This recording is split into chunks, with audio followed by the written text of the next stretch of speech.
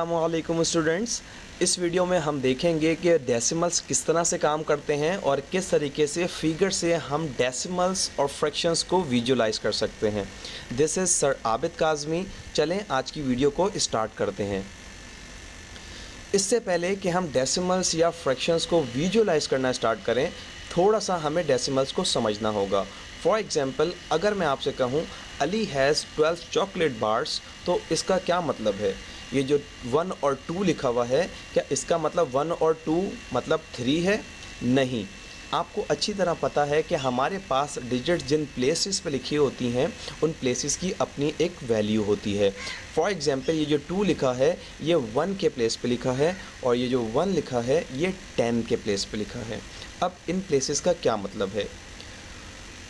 ये जो 2 हमारे पास 1 के प्लेस पे लिखा हुआ है, ये हमें ये बता रहा है कि अली के पास 2 चॉकलेट्स हैं, मतलब 2 चॉकलेट बार्स अली के पास हैं। ठीक है। इसी तरह ये जो आपके पास 1 लिखा हुआ है, क्योंकि ये 1 10th के प्लेस पे लिखा है, इसका मतलब ये नहीं है कि अली के पास एक चॉकलेट बार है, बल्कि इसका मतलब है कि अली के पास एक ग्रुप ऑफ चॉकलेट बार है जिसके अंदर टोटल 10 चॉकलेट्स हैं। ठीक है, क्योंकि इस प्लेस का मतलब ही ये है कि यहाँ पे अगर 1 लिखा होगा तो हम 1 ग्रुप ऑफ 10 चॉकलेट्स लेंगे, और क्योंकि ये 1 का प्लेस था तो हमने 2 लिखा था तो हमने 2 सिंगल चॉकलेट्स ली। ठीक है, सो ये हमारे पास आ गई 12 चॉकलेट्स बार अली की। ठीक है, अब हम इसी चीज़ को अगर थोड़ा सा चेंज करें और इसको डेसिमल के साथ आपको दिखाएं इस तरीके से, सो अब आपको वो कहा जा रहा है कि अली हैज़ 1.2 चॉकलेट बार्स।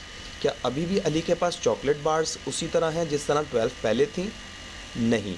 हम देखते हैं कैसे। अब ये डेसिमल आने से इस पे क्या फ़र्क पड़ेगा।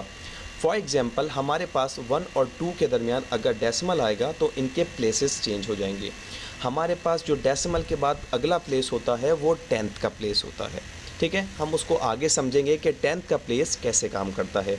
हम पहले इसको देखते हैं कि अली के पास अब एक्चुअली कितनी चॉकलेट बार्स हैं। ये हमारे पास 1 लिखा हुआ है 1 के कॉलम में, तो अब इसका मतलब है कि अली के पास एक चॉकलेट बार है। ठीक है, और ये जो 2 लिखा है ये 10th के कॉलम में लिखा है। अब 10th का कॉलम क्या होता है? अब ये डेसिमल के बाद आ रहा है, और डेसिमल के बाद जो कॉलम आते हैं उसके अंदर हम होल की नहीं बल्कि पार्ट्स की बात करते हैं।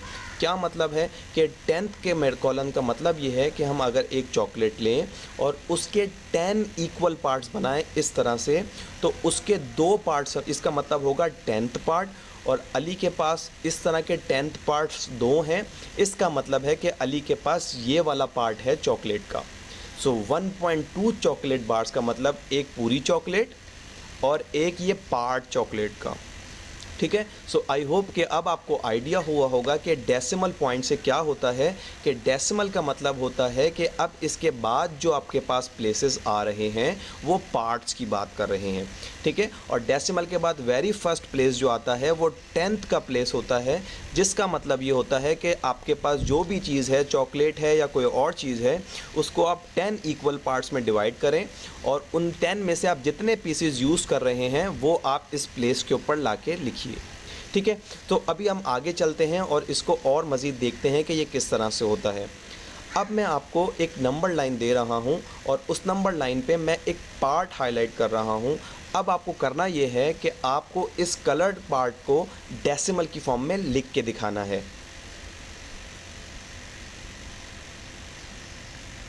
चलें, मैं उम्मीद करता हूं कि आपने इसको ट्राई ज़रूर किया होगा, और अब आप देख सकते होंगे कि इसका सही आंसर क्या है। फॉर एग्ज़ाम्पल, हम इसको मेजर करना स्टार्ट करते हैं from start of here, from zero. ठीक है, सो यहाँ से लेकर यहाँ तक हमारे पास 1 कंप्लीट यूनिट हो गया। ठीक है, तो हमने लिख दिया 1, क्योंकि ये 1 कंप्लीट यूनिट है तो हमने 1 एज अ होल लिखा है। ठीक है, उससे हम आगे चलेंगे तो एक और कंप्लीट यूनिट हमारे पास आ गया, तो अब हमारे पास टोटल 2 कंप्लीट यूनिट्स हो गए। ठीक है, अब हम इससे आगे अगर देखें तो हमारे पास कंप्लीट यूनिट मौजूद नहीं है, बल्कि ये एक यूनिट का पार्ट है, एक टुकड़ा है उस कंप्लीट यूनिट का। ठीक है, यहाँ से लेकर यहाँ तक कंप्लीट यूनिट मौजूद नहीं है। ठीक है, अब अगर हमें पार्ट लिखना है तो हमें पता है कि पार्ट लिखने के लिए हमें डेसिमल्स का सहारा लेना होता है, तो हम डेसिमल पॉइंट यहाँ मेंशन करेंगे। ठीक है, सो अब आपको आइडिया हो रहा है कि डेसिमल हमें क्यों ज़रूरत पड़ती है, कि जब हमारे पास होल चीज़ नहीं होती, उसका पार्ट होता है, तो नंबर्स में उसको आइडेंटिफाई करवाने के लिए हम डेसिमल पॉइंट लगाते हैं। ठीक है, अब डेसिमल के बाद जो पहला प्लेस होता है वो 10th का प्लेस होता है, हमने लास्ट में भी देखा। सो अब हमें क्या करना होगा कि इस यूनिट को एग्जैक्टली 10th प्लेसेस में डिवाइड करना होगा। हमारे पास ये जो नंबर लाइन गिवन थी ये ऑलरेडी हर यूनिट 10 पॉइंट्स में ऑलरेडी डिवाइडेड था। ठीक है, सो अब हमें देखना है कि अब हम इन 10 में से कितने पीसेस हैं जो ले रहे हैं। सही है, फॉर एग्जांपल हम स्टार्ट करते हैं, यहाँ से लेकर यहाँ तक अगर हम एक पीस लें तो इसका मतलब है कि हमने 1/10 पार्ट लिया है। तो अब आप देख सकते हैं कि मैंने पॉइंट के बाद के प्लेस के ऊपर 1 लिख दिया है। इसका मतलब है कि मैंने 1/10, इसका मतलब ये नहीं है कि मैंने एक और यूनिट ले लिया है, इसका मतलब है कि पूरे यूनिट को मैंने 10 पार्ट्स में डिवाइड किया हुआ है और वो जो 10th छोटा पार्ट है उसका मैंने 1 लिया है। क्लियर हो रही बात? तो इसी तरह अगर मैं इतना ही बड़ा एक और पार्ट लूँगा तो अब मेरे पास 2 10th पार्ट हैं, विच इज़ 2 10ths। ठीक है, इसी तरह 1 more 10th मेरे पास आएगा तो ये पॉइंट के बाद 3 हो जाएगा, और अगर मैं एक और 10th पार्ट लूँ तो अब मेरे पास पॉइंट के बाद 4 हो जाएगा। सो अब मेरे पास 2.4 लिखा हुआ आ रहा है। अब आपको अच्छी तरह समझ में आ गया होगा कि डेसिमल की हमें ज़रूरत क्यों पड़ी। अगर डेसिमल नहीं होता तो हम अपने इस जो छोटे से पार्ट है जो ना 2 है ना 3 है, उसके बीच में कहीं है, उसको मेजर नहीं कर पाते। लेकिन क्योंकि डेसिमल हमें पार्ट्स को मेजर करने की सलाहियत देता है तो उसकी मदद से हमने इस पार्ट को मेजर कर लिया। ठीक है, बस डेसिमल क्योंकि प्लेस वैल्यूज़ पे चलता है और प्लेस वैल्यूज़ का हर प्लेस अपने अगले प्लेस से 10 टाइम्स छोटा होता है, इसीलिए कि जब यूनिट से आप नीचे जाएंगे तो ज़रूरी है कि आप उसको 10 इक्वल पार्ट्स में तोड़ें और उसके हिसाब से ही मेजरमेंट करें।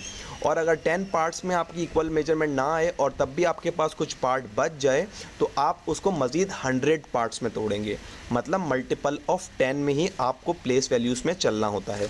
ठीक है, चलें इसी तरह का मैं एक और सवाल आपको दे रहा हूं, लेकिन उससे पहले मैं इसी फ्रैक्शन को जो इसी डेसिमल को जो हम फाइंड कर चुके हैं कि हमने इस कलर्ड पार्ट का डेसिमल फाइंड कर लिया है, तो मैं इसको यहाँ ऊपर लिख रहा हूँ और अब आपको ये टास्क दे रहा हूँ कि अब आप इसी कलर्ड पार्ट का फ्रैक्शन फाइंड करके दिखाइए।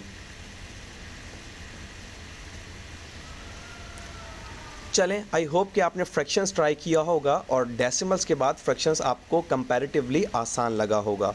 सो फ्रैक्शंस भी हम उसी तरह लिखते हैं जिस तरह हम डेसिमल लिखते हैं कि पहले हम होल पार्ट्स देखेंगे कि यहाँ से लेकर यहाँ तक हमारे पास 1 होल है, यहाँ से लेकर यहाँ तक हमारे पास 2 होल्स हो गए और उसके बाद हमें इस पार्ट को मेजर करना है। लेकिन फ्रैक्शंस में हम पार्ट्स को लिखने के लिए डेसिमल पॉइंट का सहारा नहीं लेते, बल्कि हम इस तरह की बार लगाते हैं और न्यूमरेटर और डिनोमिनेटर की मदद में नंबर को लिखते हैं। उसका क्या मतलब है? फॉर एग्जांपल हमारे पास यहाँ से लेकर यहाँ तक यूनिट को हमने 10 इक्वल पार्ट्स में डिवाइड किया हुआ है, तो हम लिखेंगे कि हमारे पास टोटल 10 पार्ट्स हैं इन डिनोमिनेटर। अब इस 10 में से हम कितने यूज़ कर रहे हैं हमें पता है, डेसिमल में हम काउंट कर चुके हैं कि हम टोटल 4 यूज़ कर रहे हैं, तो इसका मतलब है कि हम न्यूमरेटर में लिखेंगे 4। सो ये देखिए हमने इस बार कलर्ड पार्ट की फ्रैक्शन लिखी है कि जिसमें भी क्लियर आपको यहाँ पे इसकी डेसिमल नज़र आ रही है, डेसिमल नज़र आ रही है विच इज़ 2.4। उसका मतलब भी यही है कि 2 होल है क्योंकि वो डेसिमल से पहले आ रहा है, और ये जो 4 लिखा हुआ है इसके साथ कुछ भी लिखने की ज़रूरत नहीं है क्योंकि ये डेसिमल के बाद लिखा हुआ है और डेसिमल के बाद का प्लेस ही 10th का प्लेस होता है। ठीक है, सो प्लेस वैल्यू के कॉन्सेप्ट से हमें कुछ बताने की ज़रूरत नहीं है। 4 डेसिमल के बाद आते ही सबको पता चल जाता है कि ये 10th के प्लेस पे लिखा हुआ है और इसका मतलब 4/10 है, 4 नहीं है। ठीक है, सो और फ्रैक्शन में क्योंकि यहाँ पे प्लेसेस नहीं होते तो हमें बताना पड़ा कि 4/10 हमें लिखना पड़ा, डिनोमिनेटर में 10 भी हमें लिखना पड़ा। ठीक है, अब इससे पहले कि हम आगे बढ़े मैं एक छोटी सी बात और कर दूं कि जब हमारे पास कुछ इस तरह की फ्रैक्शन हो कि जिसका न्यूमरेटर और डिनोमिनेटर किसी एक टेबल के मल्टीपल्स हों या उनको किसी एक टेबल से रिड्यूस किया जा सकता हो, तो हम उसको रिड्यूस करना प्रेफर करते हैं। फॉर एग्जांपल यहाँ पर 4 और 10 दोनों को 2 से कैंसिल किया जा सकता है, तो हम यहाँ पे कैंसिल कर देंगे और हमारे पास नई फ्रैक्शन आएगी जो कि होगी 2 होल 2/5। मतलब 4 को जब हमने 2 से डिवाइड किया तो हमारे पास आंसर आया 2 और जब 10 को हमने 2 से डिवाइड किया तो आंसर आया 5। यहाँ पर इस बात का ख्याल रखिएगा कि हमको एक ही नंबर से दोनों न्यूमरेटर और डिनोमिनेटर को डिवाइड करना होता है, अलग अलग नंबर से हम नहीं कर सकते। चलें हम आगे बढ़ते हैं। अब इसी तरह का एक और सवाल मैं आपको दे रहा हूं और दोबारा आपसे ये एक्सपेक्ट कर रहा हूं कि आप इस कलर्ड पार्ट को डेसिमल में लिख के दिखाइए। चलें अब क्योंकि इस तरह का सवाल हम पहले कर चुके थे तो उम्मीद है कि आपको इस बार आसानी हुई होगी। पहले हम देखेंगे कि हमारे पास होल पार्ट्स कितने हैं। हम यहाँ से लेकर यहाँ तक देख सकते हैं कि क्लियरली हमारे पास ये 3 होल यूनिट्स मुकम्मल हैं, तो हम 3 होल लिखेंगे। अब इसके बाद हमारे पास ये पार्ट बचा, जाहिर है कि ये पूरा होल नहीं है, हमारे पास ये पार्ट है और पार्ट को लिखने के लिए हमें डेसिमल पॉइंट लगाना पड़ता है और उसके बाद हम पार्ट्स की बात करते हैं नंबर्स के अंदर, ठीक है। अब अगर डेसिमल पॉइंट लगा लिया तो अगला प्लेस हमारे पास 10th का होगा, जाहिर है। उस फिर हमने इक्वली हमारे पास यहाँ पे 10 पीसेस में डिवाइडेड है ऑटोमेटिकली ये हमारा यूनिट जो है। तो हम देखेंगे कि हमारे पास कितने 10th पार्ट्स आ रहे हैं। ये 1, ये 2, ये 3, 4, 5, 6 एंड 7। इसका मतलब है हमारे पास 7 10th पार्ट आ रहे हैं। तो हम 10th के प्लेस पे जो डेसिमल के बाद पहला प्लेस होता है वहाँ पर लिख देंगे 7, ठीक है। हमारे पास ये जो लाइन थी ये मेजर हो चुकी है जिसकी मेजरमेंट है 3.7, राइट। इसका मतलब अगेन वही है कि 3 का मतलब हमारे पास 3 कंप्लीट यूनिट्स हैं और 7 का मतलब कि एक यूनिट को हमने 10 इक्वल पार्ट्स में डिवाइड करके वो जो छोटे वाले पीसेस थे वो हमने 7 लिए हैं, ठीक है। This is 3.7, okay. अब हमने इसकी डेसिमल लिख ली है, तो अब हम चलते हैं इसी की फ्रैक्शन लिखेंगे इस डेसिमल की मदद से, ठीक है। अगेन हमारे पास ये जो 3 लिखा हुआ है कि ये डेसिमल पॉइंट से पहले लिखा है, इसका मतलब है कि ये होल पार्ट है, ठीक है। डेसिमल के लेफ़्ट साइड पे जो भी लिखा हुआ होता है वो होल पार्ट्स की बात कर रहा होता है और जो डेसिमल के राइट पे होता है वो फ्रैक्शन या पार्ट्स की बात कर रहा होता है, ठीक है। 3 यहाँ पर डेसिमल से पहले है, इसका मतलब है 3 तो होल है हमारे पास, तो हमने फ्रैक्शन में भी उसको वैसे ही लिखना है। अब हमारे पास ये डेसिमल के बाद आ रहा है 7, इसका मतलब है ये 7 जो है ये 10th के प्लेस पे लिखा हुआ है जो डेसिमल के बाद पहला प्लेस होता है और 7 10ths को फ्रैक्शन की फॉर्म में कुछ हम इस तरह लिखते हैं। 7 हम न्यूमरेटर में लिखते हैं और 10 हम डिनोमिनेटर में लिखते हैं। अब आप दोनों चीज़ें देख रहे होंगे कि डेसिमल में हमें डिनोमिनेटर में 10 लिखने की ज़रूरत नहीं पड़ती क्योंकि उस प्लेस की वैल्यू ही यही होती है कि वो 10th की बात कर रहा होता है। लेकिन फ्रैक्शन में प्लेसेस नहीं होते, तो जब हम पार्ट्स की बात करते हैं तो हमें बताना पड़ता है कि टोटल पार्ट्स 10 हैं और उसमें से हमने 7 लिए हैं, ठीक है। अब आपको डेसिमल और फ्रैक्शन दोनों सामने नज़र आ गए हैं। अब मैं जल्दी से एक और लास्ट प्रैक्टिस इस वीडियो में आपसे डिस्कस करूंगा और वो कुछ इस तरह है। Write the coloured part of this square as a fraction and as a decimal. अब आपको ये कलर्ड पार्ट गिवन है, आपको इसको फ्रैक्शंस और डेसिमल में लिख के दिखाना है।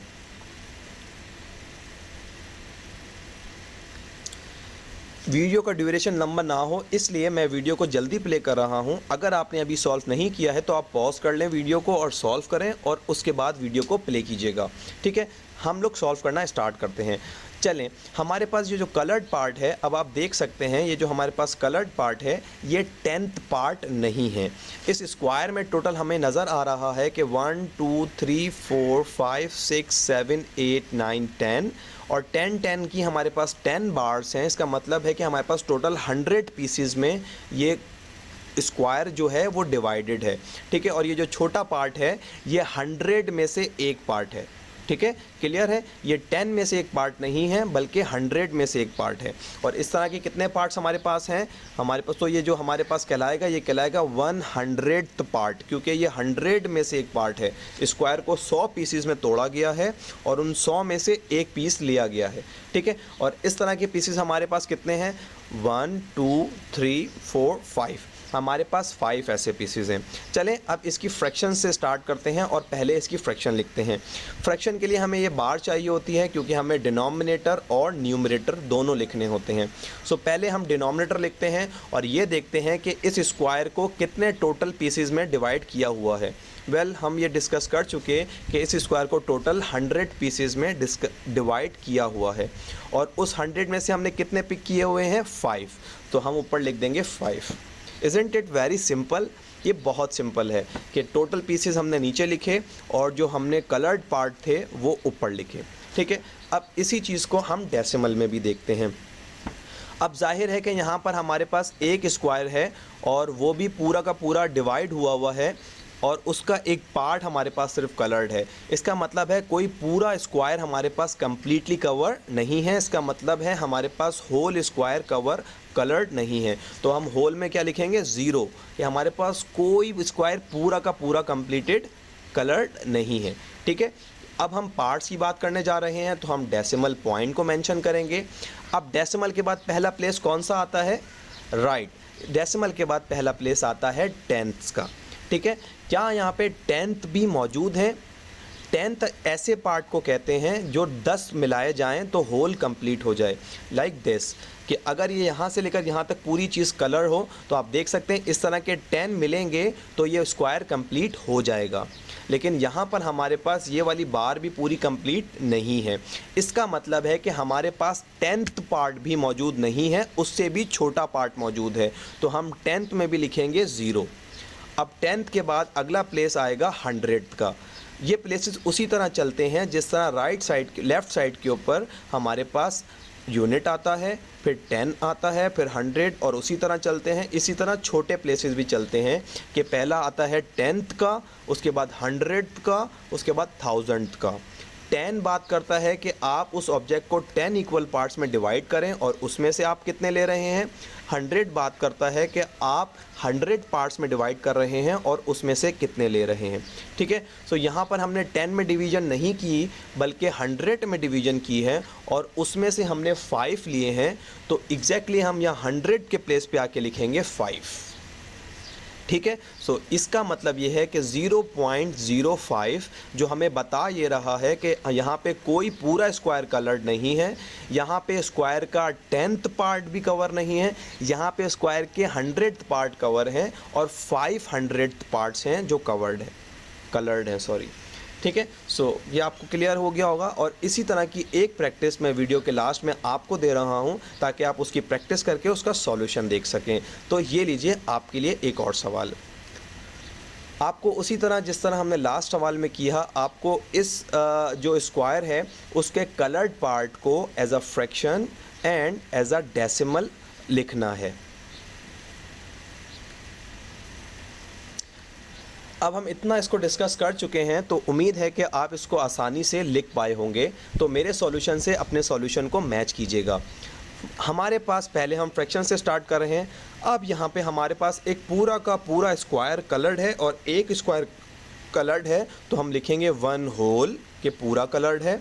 और उसके बाद हम चलेंगे कि अब हमें फ्रैक्शन लिखनी है क्योंकि ये पार्ट मेंशन करना है और पार्ट के लिए हमें ये बार चाहिए होती है। सो इस बार में से हम देखेंगे कितने हमारे पास टोटल पीसेस हैं। 100 पीसेस बनाए हुए हैं और 100 में से कितने कलर्ड हैं। 10 हमारे पास 1 रॉ में और ये 11 और 12, टोटल 100 में से 12 कलर्ड हैं। तो ये 12 आउट ऑफ 100 बना। ठीक है, इसी तरह हम इसकी डेसिमल्स भी लिख सकते हैं। डेसिमल में भी पहले हम देखेंगे होल कितने हैं। हमारे पास ये एक पूरा होल है तो हमने यूनिट में लिखा 1। अब हम पार्ट्स लिखने जा रहे हैं तो फ्रैक्शन में तो हमने लकीर लगाई और न्यूमरेटर और डिनोमिनेटर लिखा। यहाँ पर हम डेसिमल पॉइंट लगाते हैं। ठीक है, सो अब देखेंगे कि 10th पार्ट कितने हैं और यहाँ पे आपको पहला प्लेस 10th का होता है। तो आपको ये नज़र आ रहा है कि 10th की एक बार यहाँ पे पूरी की पूरी कलर्ड मौजूद है। 10 वाला पेयर एक यहाँ पे मौजूद है। ठीक है, सो इसका मतलब है कि हमारे पास एक पेयर 10th की बार का है क्योंकि ये वाली बार अगर 10 मिलाई जाएंगी तो ये होल कंप्लीट हो जाएगा। लेकिन अभी भी हमारे पास ये पार्ट है जो कि रह गया है तो इसके लिए हमें एक और प्लेस लेना पड़ेगा 100 का। ठीक है, तो अब 100 पार्ट्स हमारे पास कितने हैं, 200 पार्ट्स हैं हमारे पास। तो 100 के प्लेस पे हम लिखेंगे 2। सो हमने डेसिमल में लिखा 1.12 और फ्रैक्शन में लिखा 1 whole 12 hundreds. So I hope कि अब आपको ये दोनों चीज़ें क्लियर हो गई होंगी और डेसिमल आपको आसानी से 100 में से भी लिखना आ गए हैं और टेंथ्स में से भी लिखना आ गए हैं, और आपको ये बात भी समझ आ गई है कि हम डेसिमल और फ्रैक्शंस दोनों को इसलिए इस्तेमाल करते हैं कि जब हमारे पास होल्स ना हो बल्कि हमारे पास पार्ट्स की बात हो रही हो तो हमें या तो फ्रैक्शन या तो डेसिमल इन दोनों का सहारा लेना होता है। जैसे कि हमने चॉकलेट की मिसाल आपको स्टार्ट में दी थी कि अगर आपके पास 5 चॉकलेट्स हों तो आप 5 1 के कॉलम में लिख सकते हैं। आपके पास अगर 20 चॉकलेट्स हों तो आप 10 के कॉलम में 2 लिख सकते हैं। अगर आपके पास 500 चॉकलेट्स हों तो आप 100 के कॉलम में 5 लिख सकते हैं। लेकिन अगर आपके पास हाफ चॉकलेट हो तो फिर आपके पास प्लेस वैल्यूज़ में जगह नहीं होती जब तक आप उसमें डेसिमल पुट ना करें, क्योंकि डेसिमल लगाने के बाद ही आप चॉकलेट के पार्ट को नंबर की फॉर्म में लिख सकते हैं। सो आई होप कि आपको ये कॉन्सेप्ट क्लियर हुआ होगा। Thank you so much for watching this video.